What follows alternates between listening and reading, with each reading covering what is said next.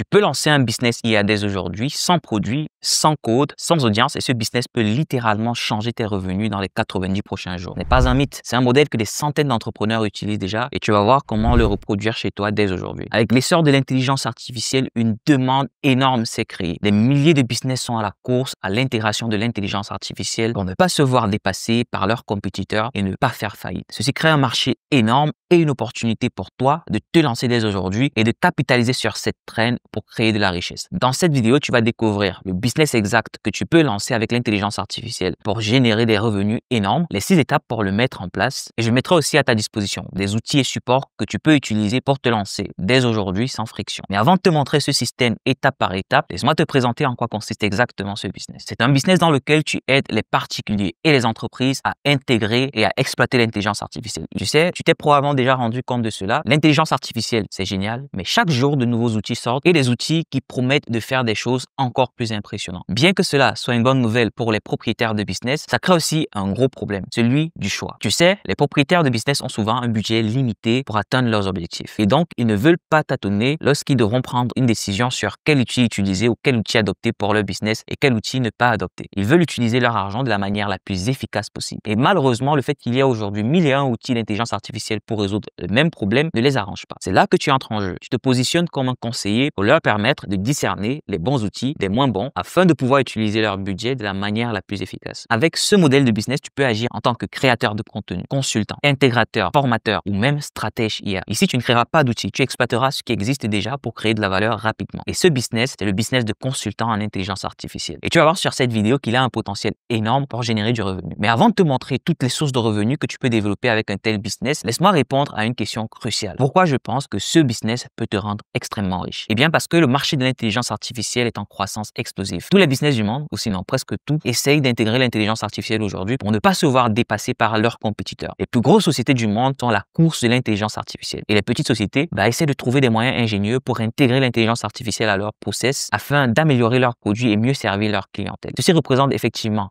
un marché énorme pour se lancer aujourd'hui et il n'y a pas beaucoup de personnes qui savent exactement comment capitaliser sur cette opportunité. Si toi tu arrives à le faire, tu deviens un pionnier et devine quoi? C'est les pionniers qui capitalisent généralement les plus grosses parts de marché dans toute révolution. Pense un peu au business comme Google qui a capitalisé sur la révolution d'Internet et Amazon qui a capitalisé sur la révolution du e-commerce. Mais contrairement à ces gros business pour lesquels la barrière d'entrée était assez élevée au moment où ils se lançaient, la barrière d'entrée pour une agence de consultants en intelligence artificielle est très faible, mais la valeur perçue est très forte. Et tu verras bien sûr sur cette vidéo à quel point il est facile pour toi de te lancer. Tu peux commencer en solo à côté de ton business et ensuite scaler avec du contenu ou des automatisations. Une chose qui me fascine encore plus avec ce business, c'est qu'il te permet d'avoir la liberté géographique et temporelle dont tu rêves tant. Et surtout, tu bâtis une autorité qui génère encore plus d'opportunités. Mais de quelles opportunités parle-t-on? Tu peux générer des revenus avec 5 canaux différents dans ce même business. Aujourd'hui, ce n'est plus un secret. La création de contenu a le potentiel de te générer énormément d'argent. Je dirais même que c'est la prochaine révolution du 21e siècle. Certains entrepreneurs classent les récentes révolutions comme suit. La première étant la révolution d'Internet qui a créé des gros business comme Google, comme Amazon. La deuxième étant la révolution des réseaux sociaux qui a donné vie à des business comme Facebook. La troisième étant la révolution de contenu qui a donné vie à des business autour de la personnalité tels que celui de MrBeast qui est dit être milliardaire aujourd'hui. Et la quatrième, celle de l'intelligence artificielle. En créant du contenu sur une plateforme comme YouTube, tu montres que tu maîtrises les outils, tu attires une audience organique et tu monétises cette audience par exemple via les revenus publicitaires. Il faut savoir qu'aujourd'hui, avec toutes les outils d'intelligence artificielle qui se créent, il y a une compétition accrue pour qui pourrait se tailler les plus grosses parts de marché. Et vu que ça crée une grosse demande pour les places publicitaires, si tu arrives à avoir cette audience, les sociétés se battront pour montrer des publicités à ton audience et tu pourras ainsi toujours augmenter les enchères pour placer des publicités en face de ton audience. Par exemple, pour notre cas de figure, il y a énormément de sociétés qui nous harcèlent pour pouvoir avoir une vidéo sur notre chaîne. Mais malheureusement, nous ne leur rendons pas la tâche facile parce que nous souhaitons toujours vous montrer uniquement ce qu'il y a de meilleur. La deuxième source de revenus, c'est l'affiliation d'outils IA. Je suis de ceux qui pensent que ça ne vaut pas la peine aujourd'hui de créer un outil d'intelligence artificielle si tu n'as pas suffisamment de budget ou si tu n'as pas une audience. Parce que selon moi, vu que nous avons tous accès au même modèle sur lesquels créer des outils et que créer des outils est devenu encore plus accessible aujourd'hui que jamais, ça crée une compétition énorme et si tu n'es pas en constante innovation, tu pourrais très vite te faire voir sortir du marché. Dans ce cas, comment capitaliser de ces outils quand même? Eh bien, ce sera en créant du contenu sur ces outils et en prenant des commissions lorsque tu référeras un client. Quand on y pense, il y a des outils qui te paieront 30% de commission sur chaque client qui accède accédera à leur service grâce à ta recommandation à vie tant qu'ils renouvellent leur abonnement. Sincèrement, pour moi, quand tu sais déjà que beaucoup de business qui offrent des services et des produits pour lesquels ils doivent gérer le service client font du 30% de bénéfices à la fin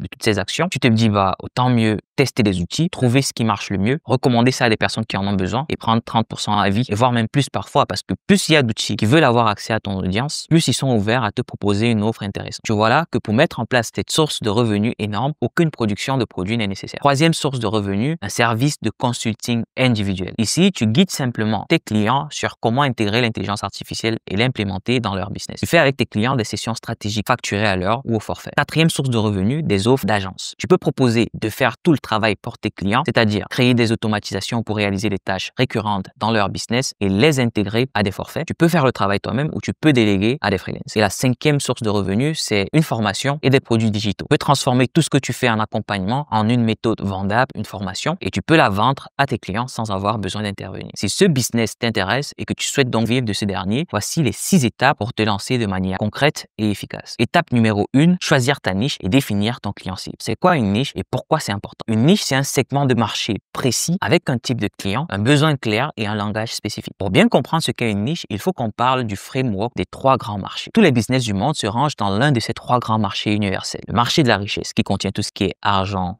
business, carrière. Le marché de la santé qui inclut tout ce qui est santé, bien-être, le corps, l'apparence. Et le marché des relations qui contient tout ce qui est famille, amour, séduction, couple et relations sociales. Une niche, c'est une spécialisation dans l'un de ces marchés. Pour être efficace, on peut aller encore plus loin avec une sous-niche qui est un zoom encore plus précis dans le marché. Un exemple de marché, niche et sous-niche, c'est le marché de la richesse, la niche des entrepreneurs en ligne et la sous-niche des coachs business. Tu peux voir juste ici quelques autres exemples de marché, niche et sous-niche. Vas-y, permets-toi de mettre pause à la vidéo et lire pour bien comprendre ce que c'est qu'un marché, une niche et une sous-niche concrètement. Tu peux aller encore plus spécifique que la sous-niche si tu veux dominer un micro-marché. Par exemple, dans la sous-niche des coachs business, on peut avoir un micro-marché de coach business pour mères célibataires. Pourquoi choisir une niche spécifique pour ton business? Voici pour toi 4 raisons. Premièrement, parce que tu parles le langage de ton client potentiel et ils se sentent compris. Deuxièmement, tu deviens perçu comme un expert assez rapidement, même si tu débutes. Troisièmement, tu te simplifies la tâche. Tu simplifies tous tes choix à venir. Par exemple, tu simplifies tes choix de sujets, de contenu, tes offres, ta communication. Et finalement, tu augmentes la valeur perçue de tes prestations. Dans cette vidéo, je vais te recommander une niche testée, stable et pleine d'opportunités. Celle de devenir un consultant IA pour les coachs en business en ligne. Pourquoi? Ils ont des besoins constants en création de contenu, en automatisation et gestion des clients. Ils connaissent la valeur du temps qu'ils sont prêts à payer pour automatiser. Et finalement, tu peux leur proposer des solutions concrètes avec des outils IA que tu ne mettras pas de temps à maîtriser. Cette niche te permet de mettre en pratique toutes les autres sources de revenus qu'on va voir après. Et je t'ai laissé un PDF, le top 10 des niches IA les plus demandées. Maintenant que ta niche est choisie et que tu sais à qui tu vas parler, il est temps de construire une offre sur mesure qui attire, rassure et convertit. La deuxième étape, c'est de créer ton offre irrésistible. Une offre, ce n'est pas juste un produit ou un service. C'est un pack de valeurs, une transformation claire, un prix, un format, des bénéfices. C'est la façon dont tu présentes ton aide pour résoudre un problème spécifique. Par exemple, je t'aide à automatiser la gestion de ton contenu avec l'IA en 7 jours. Pas juste, je propose du consulting IA. Une bonne offre rend la décision simple pour ton client idéal. Oui ou non. Pas besoin de réfléchir. Elle doit aussi être scalable, c'est-à-dire que tu peux la standardiser en un processus clair, un pack de valeurs que tu peux offrir sans avoir besoin de le recréer à chaque fois. Qu'est-ce qui rend une offre puissante? Une bonne offre est égale à une forte valeur perçue. Et pour comprendre la valeur, on va utiliser la formule universelle de la valeur perçue. La valeur est égale au résultat idéal fois la probabilité perçue de réussite divisée par le temps fois l'effort. Tu veux que ton client idéal visualise un résultat clair, concret et désirable. Il doit sentir que ce résultat est atteignable, donc que ta solution représente la bonne, sinon la meilleure option pour atteindre ce résultat. Il doit croire qu'il va l'atteindre rapidement et sans galérer. Quand tu formules ton offre, pense toujours à quelle transformation tu promets, quelle preuve ou crédibilité tu montres et ce que tu simplifies ou accélères. Voici un exemple d'offre aux coachs en ligne. J'aide les coachs en ligne à automatiser leur création de contenu avec l'intelligence artificielle en 21 jours, même s'ils n'y connaissent rien.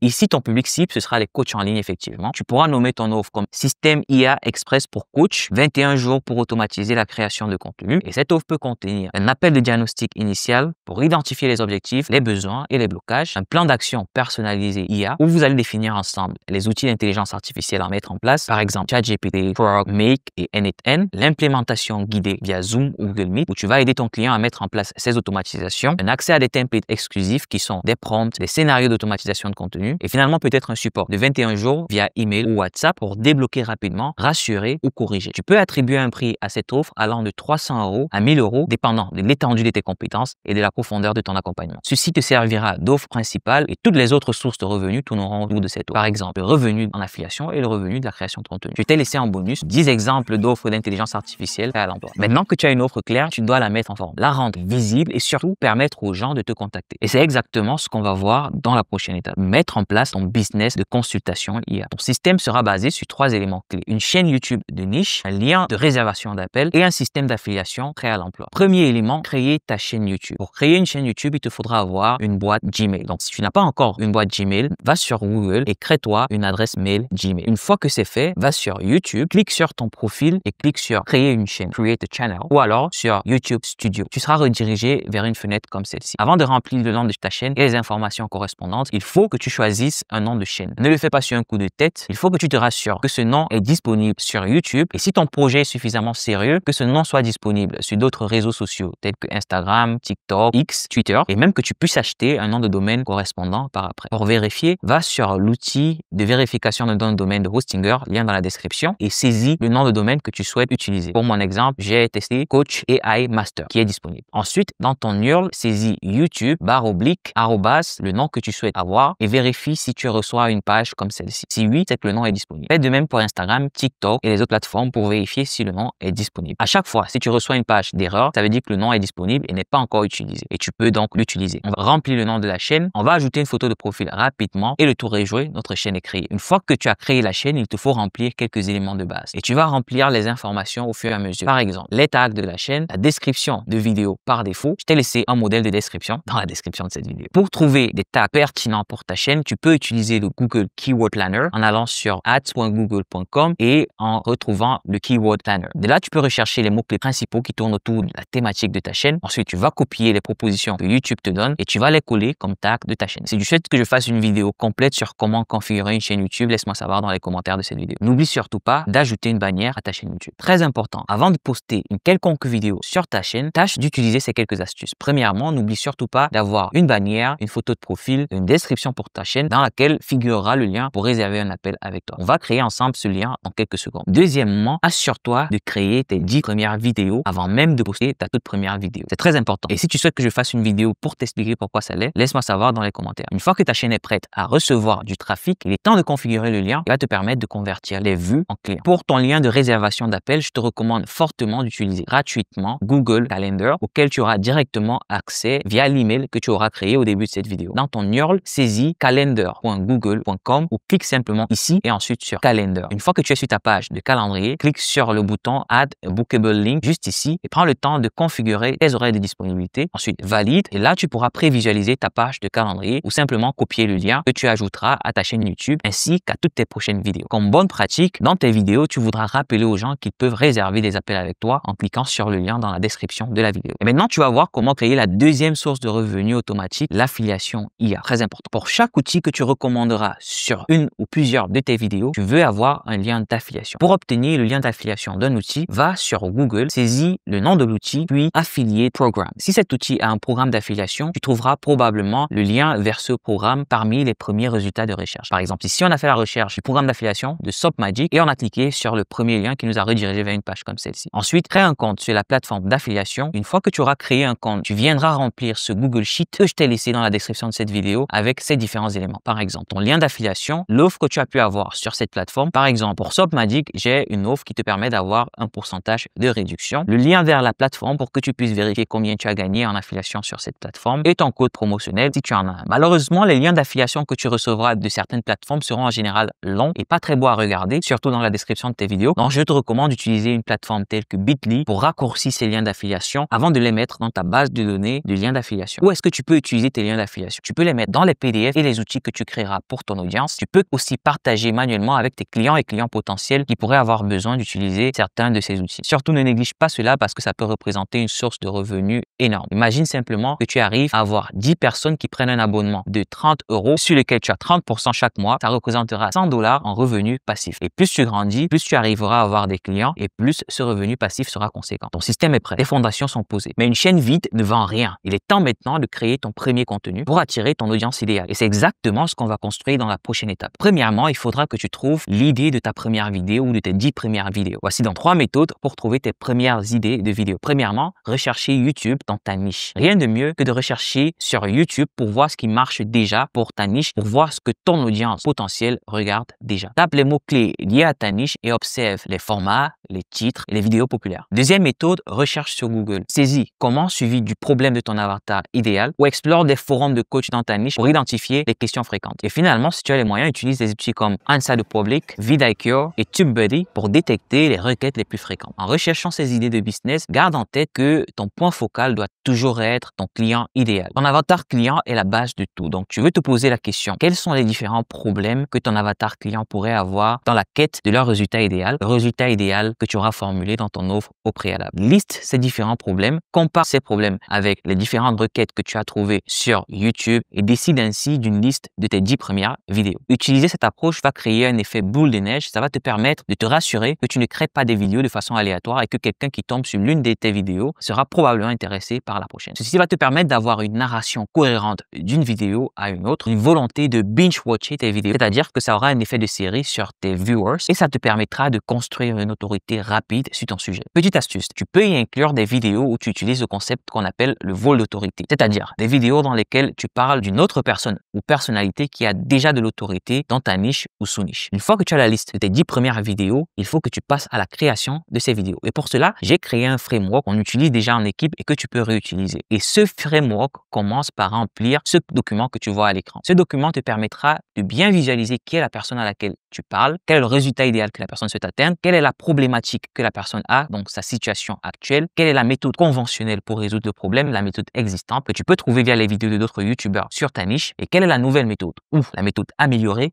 que tu souhaites présenter à ton audience sur cette vidéo. J'appelle cette méthode le 5 grades. Garde en tête que tu n'as pas besoin de créer une nouvelle méthode ou quelque chose d'exclusif pour pouvoir utiliser ce framework. Il te suffit simplement de prendre quelque chose déjà existant et d'améliorer cette chose, ne serait-ce qu'un petit peu, et ensuite présenter ça comme une solution nouvelle. Ceux qui réussissent le mieux sur YouTube ne sont pas des gens qui créent de nouvelles solutions ou des solutions miracles, mais ceux qui trouvent un moyen de packager des solutions existantes d'une façon à les faire paraître nouveaux à chaque fois. Une fois que c'est fait, tu peux utiliser l'intelligence artificielle pour créer le script de ta vidéo. Si tu souhaites que je te fasse une vidéo sur comment créer des scripts efficaces, laisse-moi savoir dans les commentaires. Je t'ai aussi laissé un document qui explique exactement comment je crée mes scripts et quel est le framework que j'utilise dans les ressources de cette vidéo. Je l'ai fait en anglais, donc utilise ChatGPT pour le traduire histoire de bien comprendre la stratégie. Une fois que tu as scripté et que tu as enregistré tes 10 premières vidéos, utilise la stratégie suivante de lancement. Poste ces 10 vidéos sur 10 jours et ensuite tu peux déterminer un rythme constant, une vidéo par semaine, 2 vidéos par semaine selon la charge que tu peux supporter. Tu as maintenant une stratégie claire pour créer tes premières vidéos. Mais publier sans vendre, ça ne mène à rien. Dans la prochaine étape, je vais te montrer comment tu peux prendre des appels et closer ton offre d'accompagnement en intelligence artificielle. Si tu fais bien le travail de structurer tes vidéos et de partager de la valeur, les gens réserveront des appels. Et pourquoi cela? Parce que 1, tu crées de l'autorité en montrant une compétence. 2, tu crées le désir en proposant une solution claire à une problématique existante. Et 3, tu expliques clairement que tu peux les aider. Résultat, tu leur donnes une porte d'entrée vers une solution plus concrète et complète. Mais pour que ça marche, il faut que dans chaque vidéo, tu ajoutes dans la description le lien pour réserver des appels avec toi et une phrase simple comme « Si tu veux que je t'aide à automatiser ton business avec l'intelligence artificielle, réserve un appel via le lien dans la description. » Petite astuce, il ne faut jamais supposer que les gens savent quoi faire, il faut toujours les guider. Maintenant que tu as une chaîne YouTube, tu as du contenu, les gens réservent des appels, mais comment est-ce que tu fais pour convertir ces personnes en clients sur un appel? Pour augmenter ta probabilité de convertir des clients potentiels, des prospects en clients, il te faut avoir une structure d'appel claire. Et heureusement pour toi, tu n'as pas besoin de recréer la roue. Il existe une structure d'appel de closing claire que je vais partager avec toi juste ici. Premièrement, sur ton appel de closing, tu veux avoir une étape brise-glace, une étape qui te permet de tisser des liens avec ton prospect. Par exemple, sur mes appels de closing pour mon accompagnement en création de société offshore, j'essayais de trouver un point en commun qu'on a, par exemple, nos origines, les langues qu'on parle, les endroits qu'on a visités, nos hobbies en commun. Ceci permet d'instaurer un climat amical, de faire tomber les barrières et de baisser la pression de l'appel de closing. Juste après cette étape, il faut rentrer dans l'étape de cadrage. Et le cadrage va te permettre d'instaurer l'autorité sur l'appel et de montrer que c'est toi qui dirigeras la conversation. La troisième étape, ce sera de définir la situation actuelle du client idéal, c'est-à-dire poser des questions à ce client idéal pour savoir quelle est sa situation actuelle, quelles sont les problématiques qu'elle rencontre pour que ça puisse te servir plus tard pour lui proposer ton offre en ces mots. Une fois que tu connais la situation actuelle de ton client idéal, tu voudras savoir quel est le résultat idéal qu'il veut atteindre, quelle est la situation idéale dans laquelle il souhaite se trouver. Pose des questions et creuse à chaque fois pour savoir exactement ce que la personne veut pouvoir faire réaliser. La prochaine étape, c'est l'étape du gap.